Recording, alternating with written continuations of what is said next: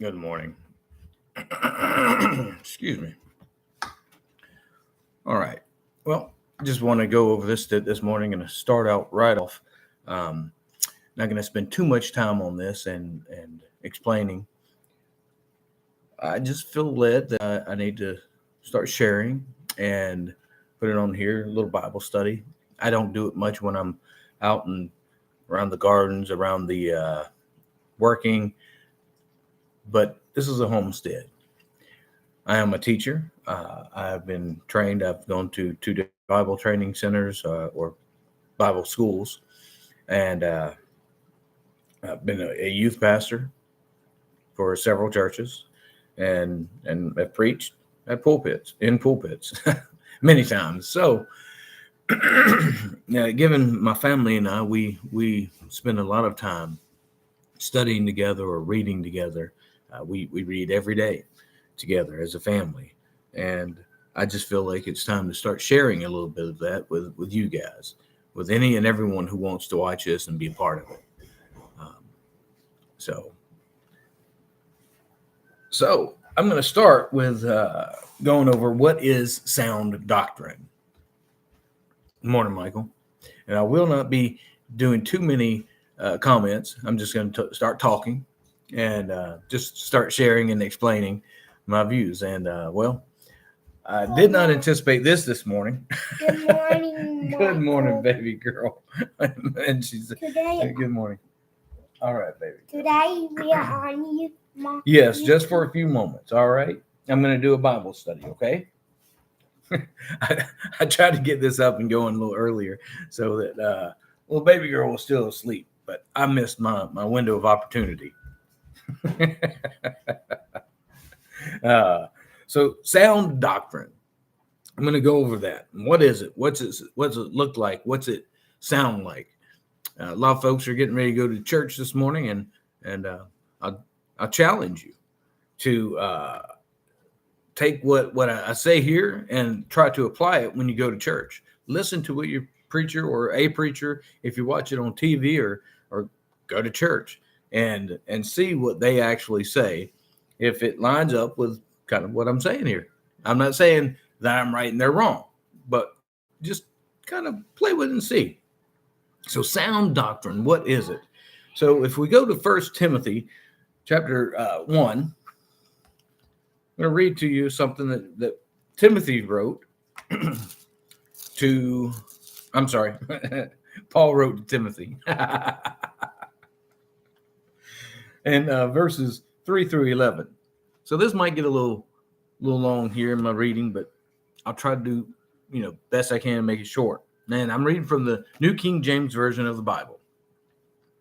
As I urged you when I went into Macedonia, remain in Ephesus, that you may charge some that they teach no other doctrine. So here, doctrine or teaching is very important, okay? Nor give heed to fables and endless genealogies, which cause disputes rather than godly edification, which is in faith. Now, the purpose of the commandment is love, from a pure heart, from a good conscience, and from sincere faith, from which some, having strayed, have turned aside to idle talk, desiring to be teachers of the law, understanding neither what they say nor which they affirm. Yes, baby. Thank you. I love you. So he's talking about teachers who don't understand what they say nor what they affirm. But we know that the law is good if one uses it lawfully. Knowing this, the law is not made for a righteous person, but for the lawless, insubordinate, ungodly, for sinners, for unholy, profane, murderers, or fathers of fathers and murderers of mothers, for manslayers, fornicators, for sodomites, for kidnappers, for liars, for perjurers. And if there is any other thing that is contrary to sound doctrine, according to the glorious gospel and blessed God, which was committed to my trust. So he just, at the end in verse 10, he says, anything that is contrary to sound doctrine. He says, at first, teach no other doctrine, and then he ends with, these people who were teaching anything contrary to sound doctrine. What is sound doctrine? I think it's very important to understand what it is and, well, how you get it. How do you get it? If you go to church this morning, how do you know if you're receiving sound doctrine? If you listen to me, how do you know if you're receiving sound doctrine? I teach this to my kids quite often. How do you know if you're receiving sound doctrine? Where does it come from? What is it? And I believe these three things about sound doctrine: beliefs, what you're taught, what you are taught to believe, and what you're taught to do. Okay. Number one, it's repeatable. Number two, it's clear and concise. When you read it, it's not a mysterious thing that you don't understand, but just trust me, that's what it says. Whoa. if it's not clear and concise, if it's not repeatable, and it's easy to understand, easy to do, okay, I believe that is sound doctrine. Outside of that, we get into some other stuff. So let's look and see if I can prove out that it's repeatable. Sound doctrine. Matthew 18:16. This is, okay, so our household calls Jesus Yeshua. Good morning. So Jesus, or Yeshua, in Matthew 18 verses 15 and 16, he says this: moreover, if your brother sins against you, go and tell him his fault between you and him alone. If he hears you, you have gained your brother. But if he will not hear, that's the key word. Take with you one or two more, that by the mouth of two or three witnesses, every word may be established. Out of the mouth of two or three witnesses, let every word be established. This is repeated multiple times in Scripture. I mean, it's repeated in Deuteronomy, in Numbers, and in Exodus. It is repeated multiple times. And don't let me leave you with just that. We also have Isaiah chapter 28. But it's repeatable. Matter of fact, let's talk about the commandments. You shall not murder. How many times do you know that it is in there in Scripture? Now, we hear all the time that it says as a 10th commandment, you shall not kill. That's not the commandment. See, it's you shall not murder. How many times does it say that? I guarantee in the New Testament alone, there's 10. In the Torah, the Pentateuch, Genesis through thou shalt not murder. It's in there multiple times. Can you hear it? Is it repeatable? Is it clear and concise? And is it easy not to do? In that case, not just do, but is it easy not to do? And understand. You understand what murder is, right? I understand it. Another one is you shall not steal. Don't steal. Is that easy to do or easy not to do? Is it easy to understand? Has it been repeated throughout Scripture multiple times? Yeah.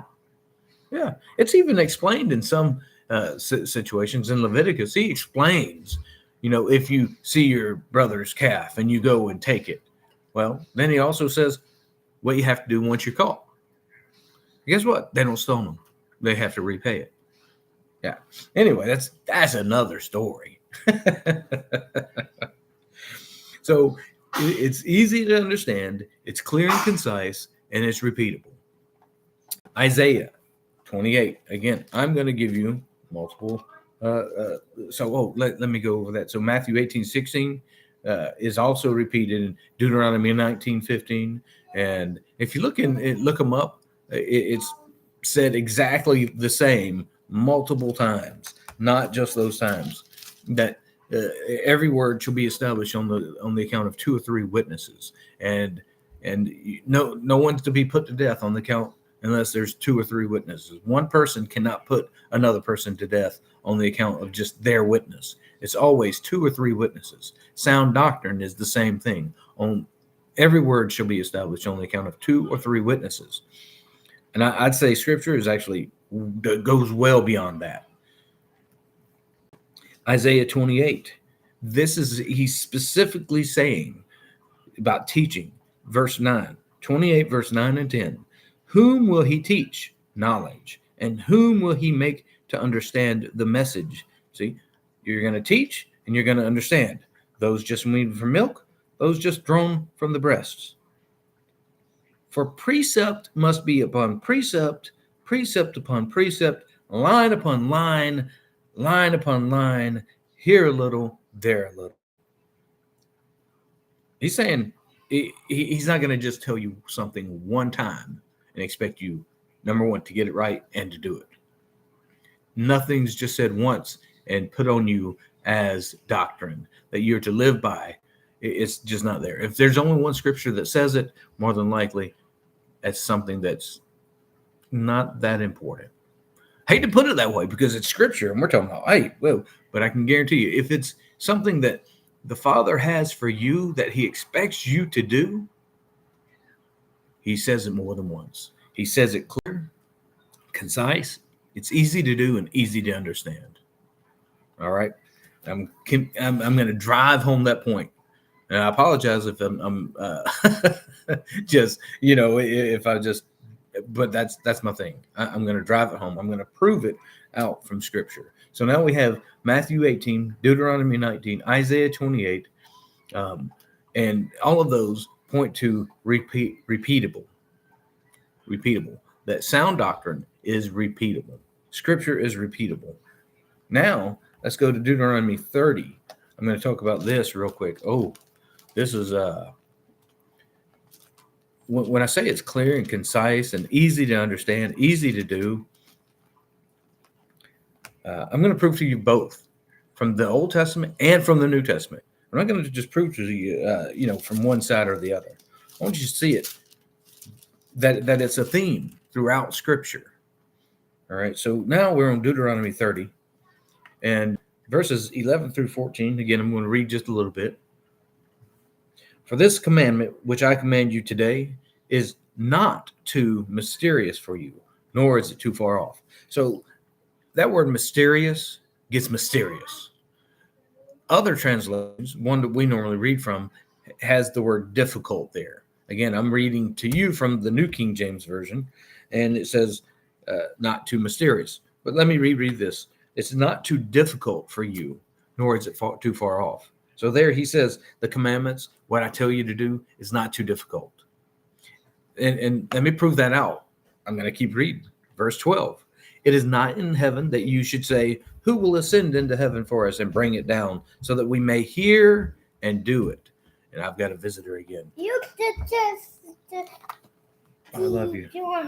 Bye. Nor is it beyond the sea that you should say, who will go over the sea for us and bring it to us, that we may hear it and do it? But the word is very near you and in your mouth and in your heart, that you may do it. See, I've said before you today, life and good, death and evil. So here we see that he says right off that it's not too far away. It's not too high up. It's not below you. It's not over the sea. It's not somewhere else. It is near you so that you can hear and do it. That's a key. Wow. Just think about it. Let's go back to Moses on Mount Sinai and the children of Israel out there in front of him. Let's go back to that just for a moment. And now I'm going to give you one more witness that it's easy. Okay, this says that it's not too difficult for you. Deuteronomy 30:11, and then even in the it's not hidden from you. That's what they say when it says not too mysterious.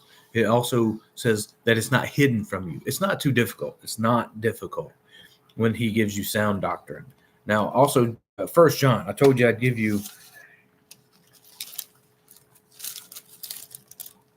multiple, repeatable, clear and concise, easy to understand. So I've got to give you multiple, at least 2 or 3 witnesses for what I'm saying. And in 1 John chapter 5, verse 3, 1 John 5:3 says this, "For this is the love of God, or Elohim, that we keep his commandments, and his commandments are not burdensome." They're not burdensome. And then he goes on, "For whatever is born of God overcomes the world." And this is the victory. Yep, there we go. It's not burdensome. It's not difficult. Burdensome is synonymous with difficult. It's not hard. If he gives you something to do, it's not difficult. He's not going to make it hard. And now I was going to go to, so that's Deuteronomy 30 and 1 John 5. And then we have... Daddy, I want that. All right, baby girl. The dangers of children. So it's done when he gives you something. It's something that you can hear and do.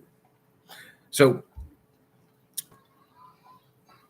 Mount Sinai, children of Israel coming out of Egypt, Moses comes down with the commandments and tells them the commandments. There's no, and even the law, the Torah itself, the entire Pentateuch, it's not given to them and passed out. Every tent, here's your copy for them to stay up and study. Get that? Children of Israel were told to hear and do. Hear and do. Deuteronomy 6, he says, verse 3, "Therefore hear, O Israel, and be careful to observe." Deuteronomy 6:4, "Hear, O Israel." And he goes through, and it's expected for them to hear it and to be able to do it. So if it's not repeatable, if it's not clear and concise, if it's not easy to understand, how can we or anyone be expected to hear it and then do it? Matthew 23, verses 2 and 3. Let's see what it said there. This is out of the mouth of Jesus, or Yeshua. Guess what? Yikes.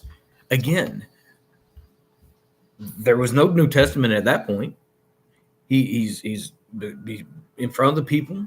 Anyone he went to, he did not have a hey guys, okay, disciples, print all this out, copy it down, and pass it out to everybody that's out here. Did he say that? I don't recall hearing it. Matter of fact, I guarantee it didn't happen.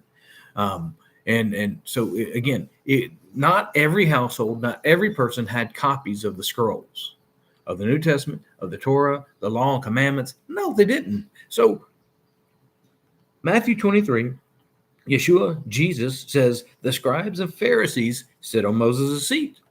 What was Moses' seat? Ezra. Back in the book of Ezra, we find out that that's where they bring out the scroll, they read from it, and then they step aside and they talk about it. All right. So they sit in Moses' seat. So they're reading from the scrolls, from the Bible, essentially. Therefore, whatever they tell you to observe, observe, and do. I'm going to leave it there. You can read the rest of it if you want. So observe and do. They tell you, observe and do. So that's expected that they hear it and do it. I don't believe 1 second, 1 iota, that there is a scripture in here that he expects us not to be able to just hear it and do it. Matter of fact, I believe I've proved, and even Deuteronomy 30:19, he says, let me go back there real quick. I mean, it's just the scriptures are riddled with sound doctrine being repeatable, clear and concise, easy to understand, and where you can hear it and do it. He says this is how strong it is, that he says, "I call heaven and earth as witnesses against today against you, that I have set before you life and death, blessing and cursing. Therefore choose life, that you and your descendants may live." I'd say that's pretty strong for people who just hear it. hear it and do it. He that is exactly what he expects of us, to hear it and do it. It's repeatable, sound doctrine, good teaching, stuff that you're to uh, live your life according when it comes to the scriptures. It's sound doctrine is repeatable, it's clear and concise, easy to understand. And there you have it. So today's lesson wasn't a lot about, that's today's lesson. It's not a lot about, well, you need to stop doing this or you need to do this. No, it's just simply hear and understand, clear and concise, sound doctrine. What does that look like for you? And what's it mean? So I hope this, reaches you and you're able to, glean something from it and catch a hold, because I don't want someone coming up with one verse and telling you better start doing this. And then they can't prove to you. It's not clear. It's not concise in scripture. It's not repeatable. Because when it's not, I'm telling you, just turn away and say, thank you, but I will reject that as sound doctrine. Or you can say any other way. You can be a whole lot nicer than me. But so you guys be blessed. We appreciate you watching Homestead, Mississippi. And I will make sure, our titles, show what we're going to be doing. Like today, it's Bible study. And that's what we've done. I'm not going to keep you too long any Sunday mornings. And it may come earlier some mornings and later on others. So we appreciate you guys. Come back, see us sometime. And if you haven't subscribed, please do. And y'all be blessed.